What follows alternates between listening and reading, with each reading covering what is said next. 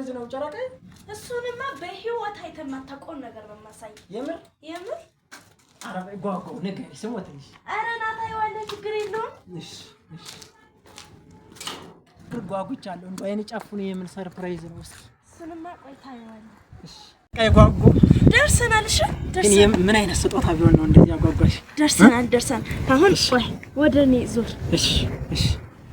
ኧረ ቶሎ በይ እሺ ቆይ ተረጋጋ አሁን ስጦታውን ለመክፈት